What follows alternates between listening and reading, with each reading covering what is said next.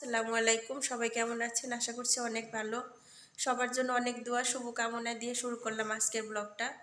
কে কোথা থেকে ভিডিওটা দেখছেন অবশ্যই ভিডিওর মাধ্যমে কমেন্টের মাধ্যমে বলে যাবেন ইনশাআল্লাহ। আর এখন একটু উপরে গিয়ে উপর থেকে কাজ করে আসলাম। আলহামদুলিল্লাহ রবিল আলামিন। আসলেই যখন শরীরটা খারাপ লাগে তখন কাজকর্ম কোনো কিছু ভাল লাগে না। তো ঘুম থেকে উঠছি আরও আগে ঘুম থেকে উঠছি, কিন্তু কেমন জানি আজকে শরীরটা আমার ভালো লাগতেছে না। আর মনটা বিশ্বাস করেন আমার ভিতরটা একদম ফাপুর হয়ে গেছে, ফাপুর লাগতেছে যে আর কত বিদেশ করব, আর কতদিন বিদেশ করতে হবে। একদম ফাপুর হয়ে গেছি আমি, মানে কি বলবো বলার মতো কিছু নাই। একটা এখন ইচ্ছে করে যে বাইরে একটু ঘোরাফেরা করি, নিজের মধ্যে একটু স্বাধীনভাবে সময় কাটাই। আর কয়দিন বাঁচবো এই দুনিয়াতে তাও জানি না, আল্লাহ পাকি জানে। বাট বিশ্বাস করেন আমি কাউরে বলে বোঝাতে পারবো না, আজকে আমার ভিতরটা এত ফাঁপুর লাগতেছে, এত ফাঁপুর। মানুষ দেখবেন ফাঁপুর যখন হয়ে যায় তখন একটু ঘুরতে যায় বাইরে, একটু নিজের মতো সময় কাটায়।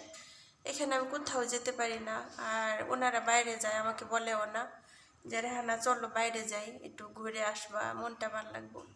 ওনারা যায় ঠিকই, যেখানে খুশি ওইখানে যাইতেছে সব কিছু। তা আমিও তাদেরকে বলি না যে আমার নিয়ে যান বা কিছু। আর ম্যাডাম ভেজাল পছন্দ করে না, ওই বাচ্চাদেরকে করে কি খেলার জায়গায় দিয়ে তারপর উনি ওনার মতো শপিং করে, ওনার মতো সিনেমা দেখতে যায়, মানে ওনার মতো উনি সময় কাটায়। তো এর জন্য মানে তারা তো তাদের মতো ঘুরতে পারে, তাদের দেশ তাদের সব কিছু। আসলে আমি পারি না, জানি না। আসলে বাইরে যাইলে কিন্তু ভালোই লাগে, মনটাও ভালো লাগে, ভিতরে যে একটা ফাঁপড় কাজ করে সেটা চলে যায়। তো আজকে আমার এত খারাপ লাগতেছে, ইচ্ছা করতেছে এই মুহূর্তে আমি দেশে চলে যাই, এত ফাঁপড় লাগতেছে। যদি পাখি হইতাম উড়াল মেরে চলে যেতাম। আর প্রয়োজন প্রয়োজন মানুষের মানে একটা নেশার চেয়েও বেশি। সব কিছুরে যখন প্রয়োজন মনে করি তখন আর ভাল লাগে না, ইচ্ছা করে যে কিসের টাকা পয়সা কিসের কি দেশে চলে যায়। আবার ভাবি যে আবেগের জন্য দেশে চলে যেতেছি, কিন্তু দেশে যাওয়ার পরে কি হবে, দেশে যাওয়ার পর কিভাবে চলবো, কিভাবে সংসারটারে সুন্দর করে সাজানো গোছানো। আলহামদুলিল্লাহ রব্বিল আলামিন, আলহামদুলিল্লাহ। আসলে এই সব কথা তো আপনাদের সাথে শেয়ার করা যায় না। কেন বাহিরে থাকি, কেন এত কামাই করতে হবে, আমার হাজব্যান্ড বাহিরে আমি বাহিরে, কেন এত টাকা পয়সা লাগে। আসলে হাজব্যান্ড বাহিরে, হাজব্যান্ডের টাকা হাজব্যান্ড চলে, আমি নেইও না। আমি দেই কিন্তু আমি নেই না তার কাছ থেকে। একটা মেয়ে হিসাবে যতটুকু লাগে আমি তার কাছ থেকে নেই না, বা কিংবা সে আমারে দেয় না যে নেও রেহান আমি তোমার 1 লাখ টাকা দিলাম, তোমার মনের মতো তুমি একটা কিছু করো, কিংবা এটা সেটা। আসলে হয় না এভাবে।